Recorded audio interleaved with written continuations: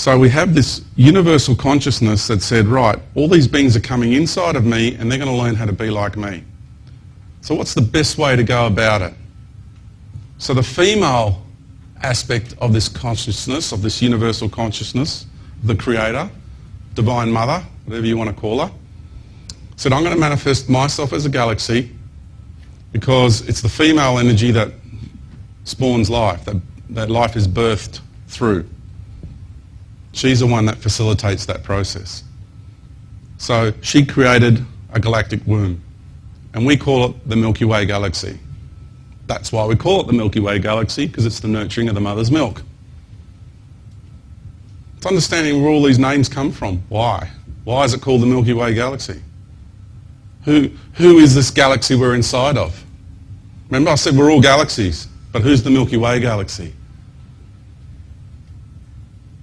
So first of all, before you even get to understand who Mother Earth is, understand the galaxy you're inside of.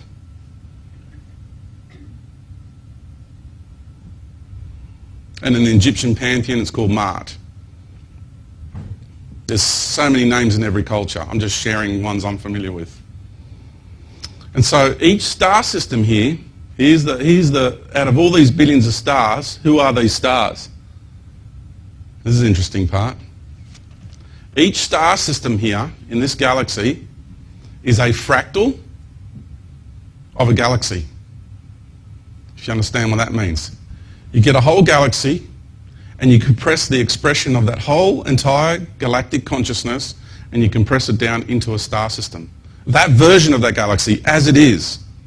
Not just that consciousness says, all right, I'm going to go manifest myself as a star and whatever happens as the star, it happens. No, I'm talking about get a whole galactic paradigm and compress that paradigm with all the life and all the experiences every being has ever had in that galaxy, and you squash it and you compress it down into a star. Because we are now on the road to compression. And that's understanding why this reality here is the densest in the universe. First of all, you've got to be in the densest galaxy, right? To be in the densest planet. You've got to have the paradigms, the vibrational paradigms and realities to facilitate the experiences. And so this galaxy, every single star system in this galaxy is a fractal of a galaxy. Because the Divine Mother Essence said, I'm going to facilitate this process. And then you've got the male aspect of the consciousness of the universe that has manifested itself as the Andromedan galaxy. And that's right next door to this one, and its consciousness is the male essence of this universe. Don't take my word for it. Connect with these beings yourself and find out for yourselves. I'm not making this up.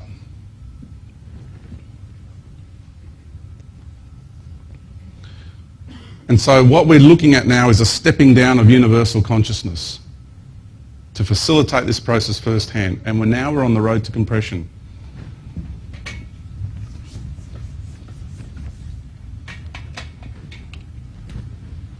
Because remember, we went to maximum expansion and now we're bringing it together.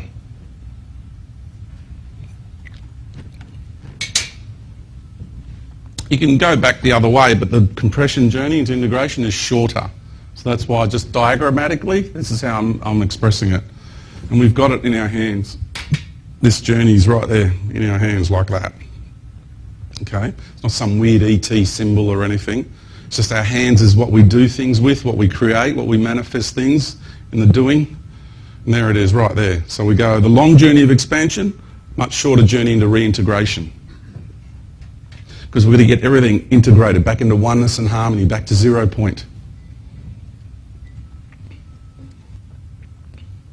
And so here we are in this galaxy. And the way it worked was, who were the beings that were going to choose this journey into this galaxy? And so each galactic consciousness, reality of each galaxy, and all the spiritual hierarchies in each galaxy, all the beings that have had all their experiences there got together and worked out who was going to represent that expression of life, them, those races and those peoples who exist in those paradigms, who vibrate those versions and expressions of life. And we stuck our hands up because the journey that was going to be undertaken was known from back then. And it was going to take only beings with a lot of wisdom and a lot of courage to embark on this journey.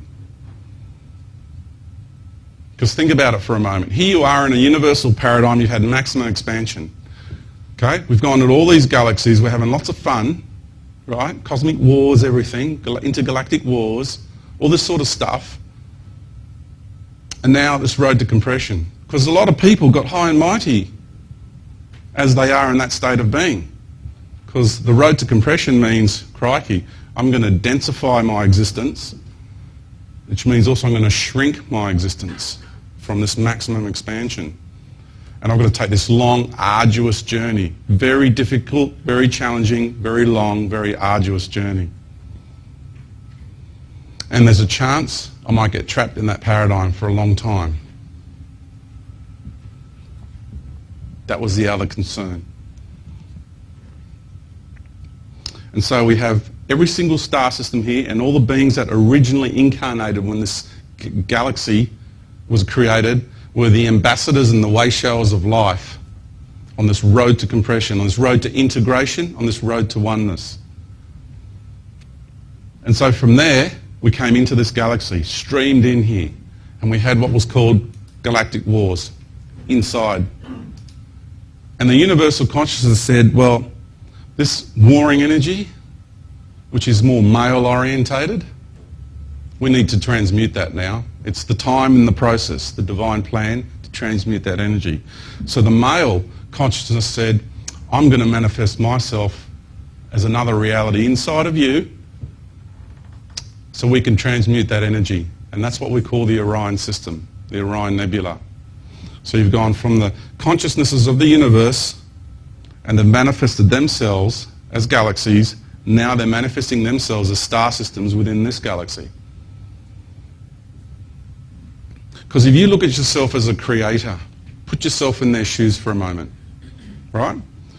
Are you going to have a universe, are you going to let beings stream inside of you, and you're just going to sit there high and mighty and say, no, you guys sort it out? How are you going to go about sorting this issue out of maximum expansion and integration and separation? A lot of divisions between beings. How are you going to sort that out as a creator? How would you go about it? What plan would you devise to make this happen? Would you force them into a small confined space and get them to sort it out so they learn for themselves? Or are you going to do it for them, which they'll never learn from, really? So if you look at it from that point of view, this makes sense. So the Orion Nebula was manifested. And it's big. Don't think the Orion system is small. You know, when you look at the saucepan and all that up in the sky, some of those stars are trillions of miles apart, light years apart. You just see them as though they're flat, but one's much deeper than the other. They just look like they're all in a row together. No way. The Orion Nebula is massive. It's like a mini galaxy within this galaxy. And when we all went into there, oh, well, I did. Some of you might not have, but I think everybody did, really, because you need to experience everything in life. We had a lot of wars, the Orion Wars, and that's what the Star Wars shows were all about. What you saw in those Star Wars programs was so close to the truth. Those sort of empires, those sort of wars, they all existed. This is not a sci-fi story. This is reality. It's big cosmos. That's why so many people loved it. They connected with it. That latent memory deep inside of themselves. I've spoken to people who remember being a part of that. The deprivation of spirit there was disgusting. What took place in the technology that was used to quash the spirit of beings was absolutely disgusting. I remember being there, and I'm tingling from head to toes, I'm telling you. It was really a very tough time, because that's why we call Orion the hunter. It's the archetype. Because you need to have that vibrational energy. The male warrior energy needed to transmute. It was a big part of our integration process. Got to get that warring tribe energy out of us. So a massive chunk of that energy got transmuted in that paradigm during that epoch and that era. And so what we have now is another stepping down. The female consciousness manifested herself as Cirrus.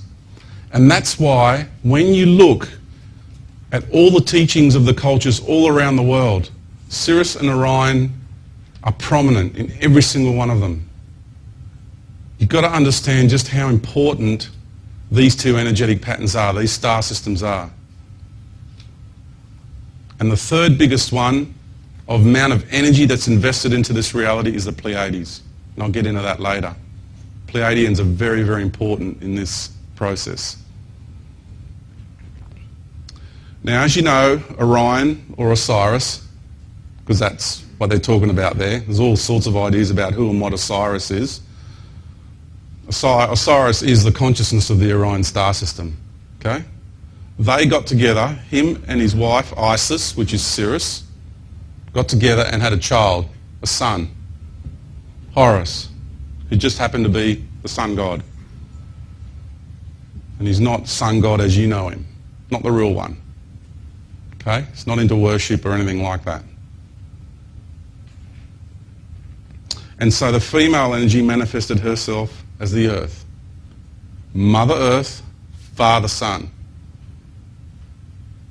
I know from personal experience who the consciousness and the essence of the being that is this planet is, and I know through personal experience who the consciousness and the essence of the sun is. Why do you think the sun is so prominent? Not because it just gives us light, but you're inside that solar system. You're inside this solar system. You're inside this being. If you know anything about cosmic paradigms, if you know anything about life in the universe, then you know that if you go and you exist on a particular planetary body, it means you are on a being's body. It's like someone coming and living on your body. You just got to realise how cut off from reality we've become. To have lost that memory, that most basic principle of understanding throughout the whole universe, you've forgotten that. You exist right here, right now, because this woman had the courage to manifest herself as Mother Earth. If she didn't, this planet wouldn't be here, you wouldn't be here. So your very existence here, to begin with, is because of her. You breathe in, right now you had a breath, didn't you? You breathed her atmosphere. At the break you had a drink, didn't you? You drank her waters. You eat her food. Just really basic contemplation. Crikey, yeah. How often in a day will you stop and go, thanks. Thanks, Big Mama. I appreciate that. Thanks for the water that I drank. Thank you for the air that I breathe and the food that I eat. Thank you for allowing me to come here and exist and have my experiences in your body. But we don't. Some do, but not many at all. How disconnected we've become from reality. My goodness. So how an essence incarnates into a reality is like this. You know how I said we came into the universe and we enter the universe, become one with the universe, calibrate with ourselves with the universe, right? Well, we do the same. We enter a galaxy. If you're going to incarnate anywhere in the universe, this is how you go about it. First of all, you enter through the core of that galactic consciousness, because that galaxy vibrates different to every other galaxy. Each galaxy's got its own vibration, its own expression. So you enter through the core of the galaxy and you merge and become one with the being that is that galaxy. That's for starters. Then your consciousness, your essence, travels out through one of these arms, if it's a spiral arm galaxy like this, like ours, down through that river of life, or an umbilical cord, if you want to put it in reality. It's like a river, and you've got cities clustered around, you know, a river. It's the same principle. You've got energetic life force streams, and you've got all the stars and planetary systems clustered around these energetic life force streams. Scientists want to call it just its gravity and things like that that create this. But it's not. It's so much more than that. It's deeper than that. And you then gravitate, right? Gravitate to the star system that you've put your awareness to, that you're heading towards, you're gravitating towards it through the law of attraction. You are being attracted to that vibrational paradigm, to that vibrational reality, to have those particular set of experiences. Get where I'm coming from here?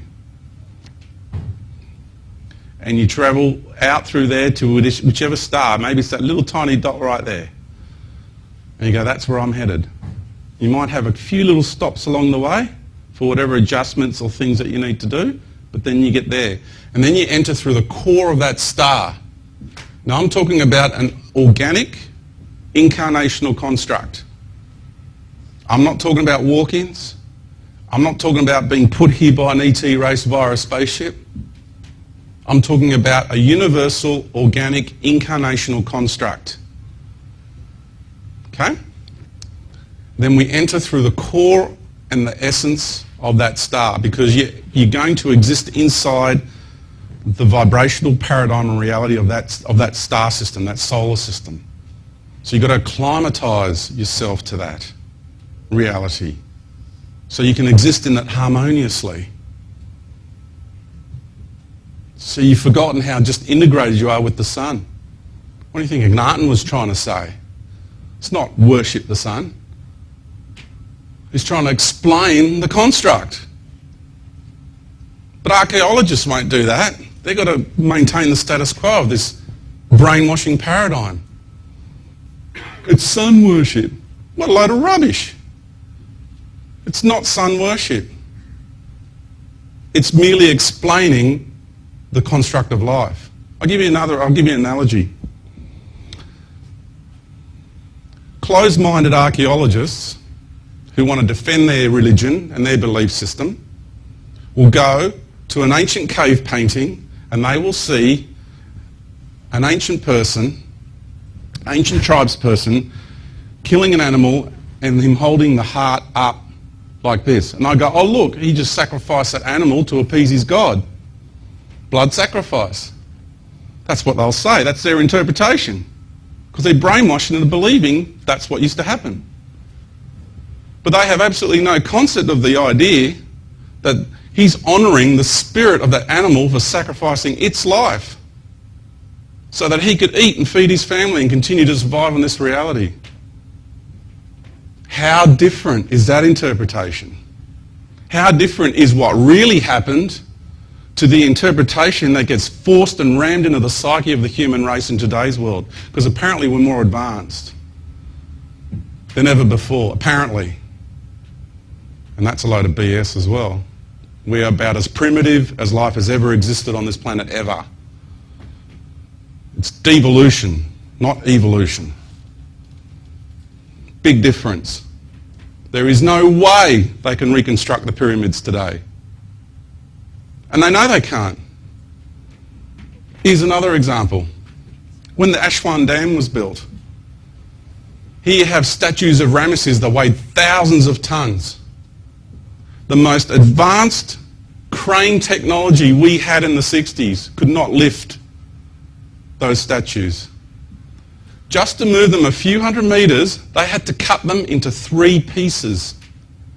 The maximum weight possible with the most advanced cranes that we had on the planet in our lives today, because we're more advanced, right? Could not lift those statues. They can only lift a third of the weight of those statues. And it took them a whole 6 months to move them a few hundred metres. And you're going to get told that a bunch of savages with a few logs built those statues, transported them and erected them. That is insanity. And people believe them. That is total insanity. So please, let's get real here. Let's get real. Let's start being real, because I'm a realist. I'm not into fantasy. I'm not into belief systems. I'm a realist. I travelled, I experienced, and I know what's real. And I damn well know what's not real. I know about the illusion. I know about the lies being imposed on the human race. I know about them. And I'm here to expose them. And I will. Okay. We have, like I said, our incarnational construct. We entered through the essence of the sun. We then entered through the essence of the earth. We became one with Mother Earth. You are so integrated with her, let alone that you're breathing her air right now, you're drinking her water, and you're eating her food. So all you're going to do is remember that connection. This is not about goddess worship. This is not about sun worship. This is about re-remembering our incarnational constructs, our organic construct to life. Because anybody who meditates and goes within themselves, they'll tell you where you go from there next. Straight down to the core of the earth. Then you go to the core of the sun, then your consciousness goes out into the rest of the universe.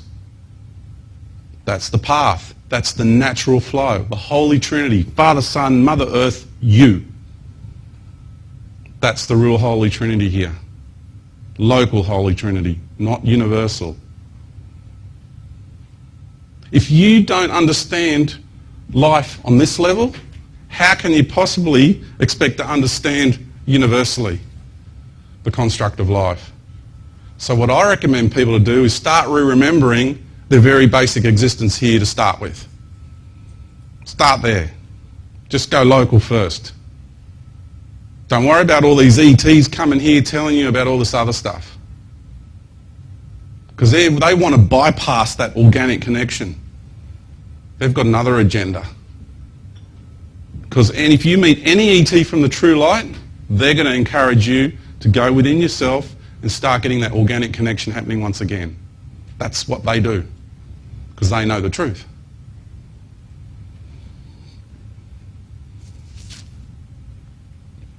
That's why we're here on Mother Earth. And that's why so many ET races are fascinated in our genes. Because we are human. What does human mean? For those who are not familiar, I've mentioned this before, but for those who are not familiar, what is human? And people have a go at me about this definition. Right? Let them. Let them have a go, all they like. Man. That's an ancient word for God. That's an ancient word for mind.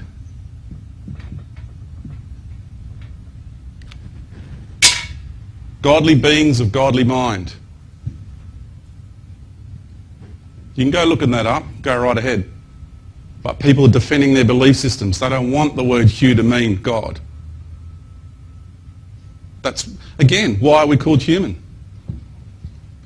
Why is we call her Mother Earth? It's understanding who Aya was as well. It's just understanding why things are labelled the way they are.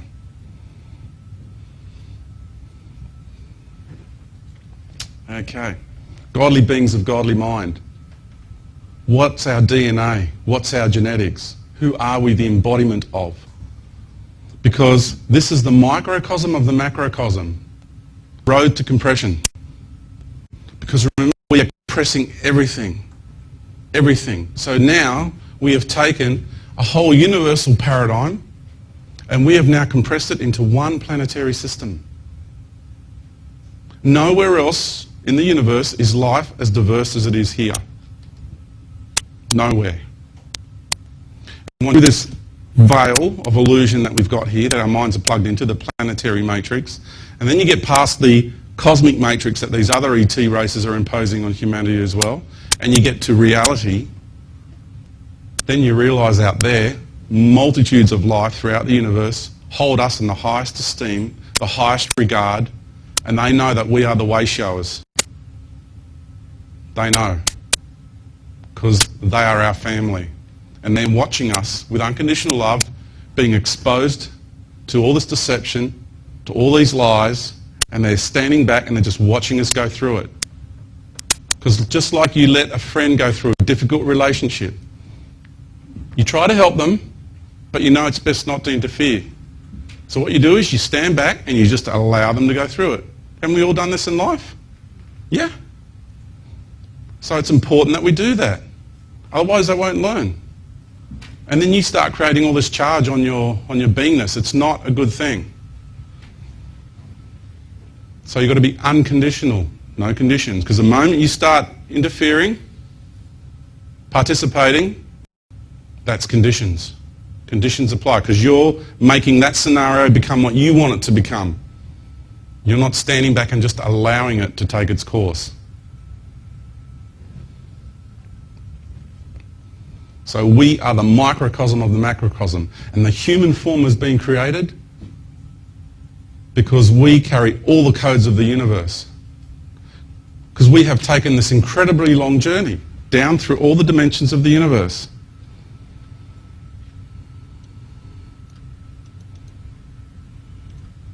Down through all the dimensions of the universe, exhausting all possibilities and outcomes on every single level of existence, everywhere. Been it all, done it all, seen it all. Now we take all that wisdom and we reintegrate it now. All that expansion and fragmentation, we're bringing it back. And this has been the process into this galaxy, through all the processes this galaxy had to offer, and then funneled right down in a compressed state on Mother Earth. That's why this is the most dense reality in the universe. That's why everything's so intense here. The version of duality here is more intense than anywhere in the universe. If you understand that, that makes perfect sense. What I just shared with you. Makes perfect sense. That's been our pathway, and we are the way showers. And we only see 2 strands of DNA in the scientific world because the other 10 are being kept from us. Because our whole scientific world on this planet is under the control of an extraterrestrial group, just like everything else is under control, to a certain degree, by the ETs, an off-world cabal. Because if you think it's just the ruling elite that control things on the planet, you better think again. Because they have off-world overlords. And I've had to deal with this behind the scenes personally.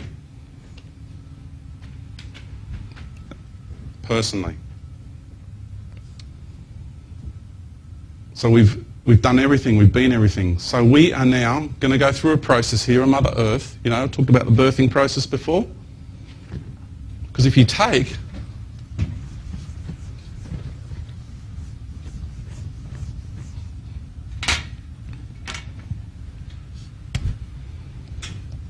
let's express it this way.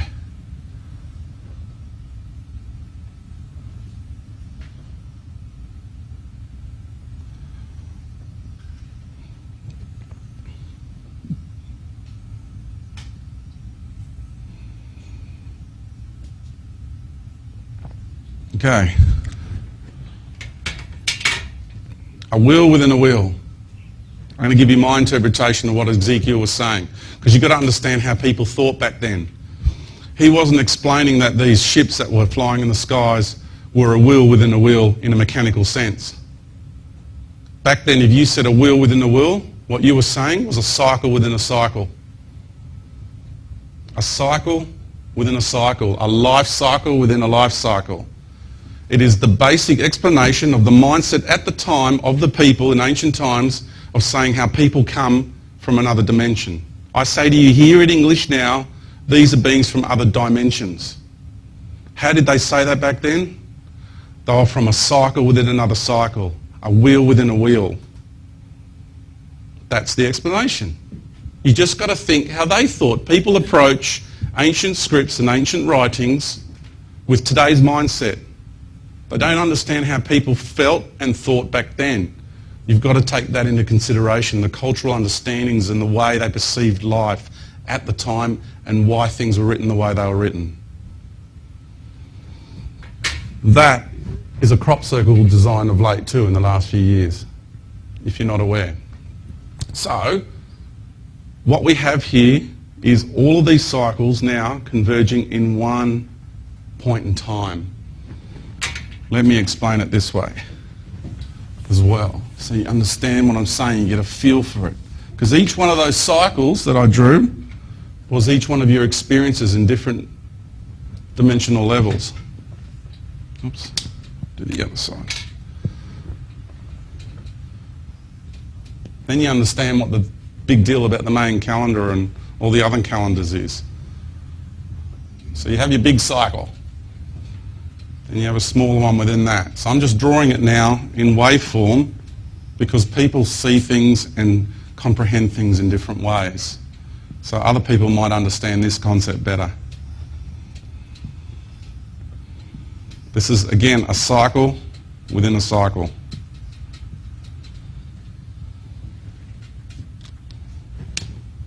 And what we have here is a point in time in galactic consciousness and cosmic consciousness and universal consciousness that this whole journey, if you can,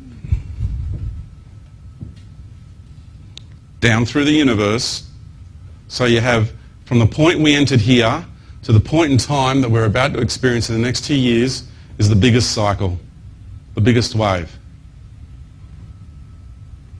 Then by the time you got to here, that'll be the next one. Because it's a shorter cycle. Now from there to the end is shorter. From there down is shorter, right? So it's all your different experiences. Now when we got to here, I mean there's just so many, I can't physically draw them, all right? You've got to understand this is just a diagrammatic expression of what I'm trying to say here. But they all were going to converge at one point. And that's bringing all those experiences on every level together at one point in time, because we're bringing them back to oneness. We're bringing them back to 0 point. We're integrating everything. Everything we've been, everything we've done. We're integrating it all. And as crazy and deluded and fantastic as that sounds, that's reality. And you're going to find out for yourselves very soon. That's why I stand up here and say this stuff. You're going to find out for yourselves really soon. And I'm excited about that. I am, because the outcome's incredible. The outcome of this process is so incredible. Because after you walk off here today, get on with your lives. I'm not trying to sell you a book. Okay, there was a DVD out there for those who wanted it. Right? But I'm not selling courses. I'm not interested in followers, because that totally is opposite to what I'm about. I'm about empowering you individually to give you this perspective on life. Because this is about self-empowerment. This is about knowing who we are and where we come from. So all I'm doing, I'm providing triggers. That's it. I'm just providing a trigger to help people re-remember who they are and where it is they come from. That's all I'm interested in doing. Nothing beyond that.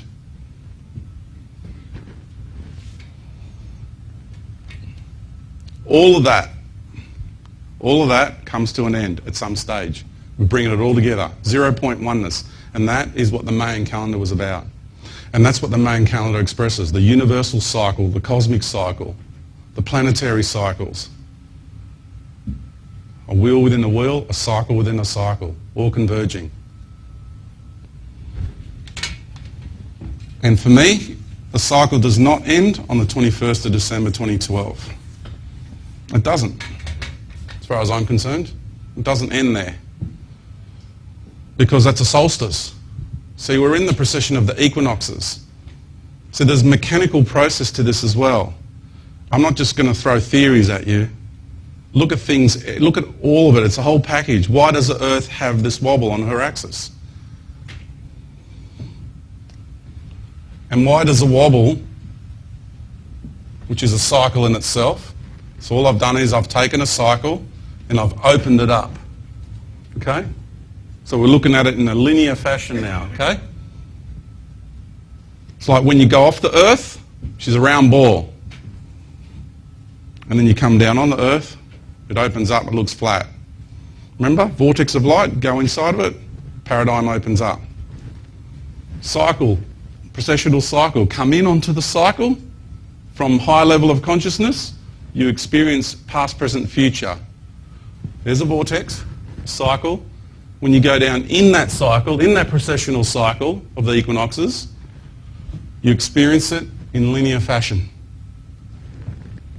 24,832 years is the duration of that cycle. Fixed timeline from beginning to end. These are different to the numbers you normally hear. I suggest people take these numbers and start playing with the harmonics around these numbers, because these numbers plug into our DNA harmonically. They do. People don't want to accept that fact. In the early 1900s, they measured our precessional cycle at about 25,800 years, that's it. 25,800 years. And they thought that was pretty accurate back then. And they were very accurate. And then they recalculated the precessional cycle around the 80s.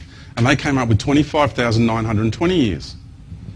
And because they did it with computers, and they measured the cycle at the time, they thought that's it.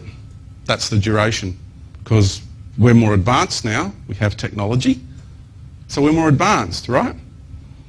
I'm going to have another little dig. Why do people focus on the Mayan calendar? Well, after 5,500 years, it's only out by 20 seconds in its phases. We operate from a Gregorian calendar because we're more advanced, which is only 500 years, and we've got to make up a day every 4 years. So we're more advanced, right? So those guys back then who were a pack of savages had no idea about cosmic cycles whatsoever. No idea. No, because they were dummies, they were savages, they were bloodthirsty people, right? Which is a load of crap as well. Might have been one little group, but they'll make that the whole. Because they've got to taint the ancients, because we've got to fit in their model of reality. I'll get into the moon later too, that's a ripper. So, 24,832 years. Why are they measuring it as 25,920 years? What they are missing is the acceleration factor of this cosmic cycle. What they are looking at is the illusionary timeline.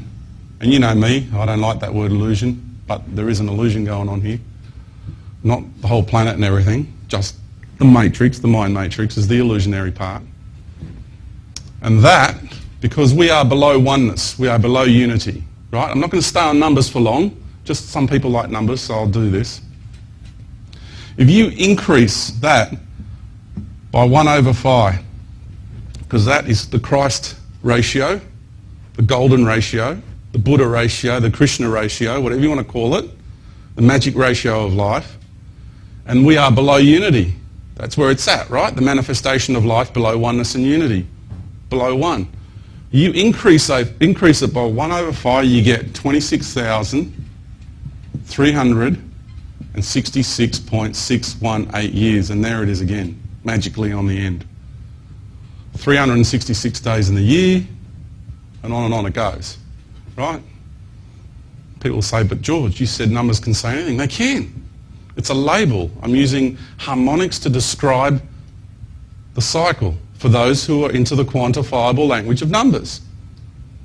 Okay? This isn't times tables numbers. This is sacred geometry and sacred harmonics. Totally different level. Right? These two numbers here and that, these two symbols are the two main numeric symbols that built all the ancient structures and monuments and Gothic cathedrals. Those two. More than any other numbers. This one, the relationship between the male and female, the ratio. This one, the ratio of life. Both of them, the circle, that's pi, right? And that's phi. You can do it this way, or you can do it that way. It's just the line going through the boundaries of the circle. The female and the male. The female and the male. Father, Son, Mother Earth, men and women. It's understanding the building blocks of life here. We're talking about numbers that describe life to its total capacity.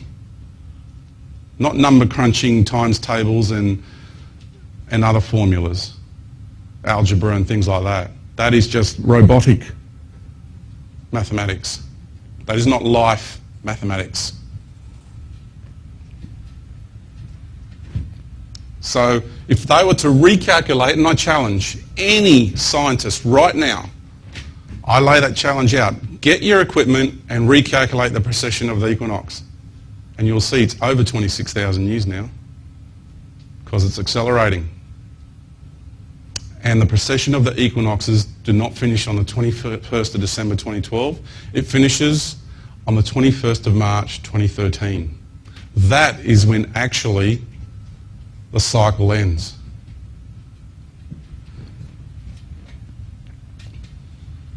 Okay, just a little bit of number crunching for those folks who like that quantifiable language.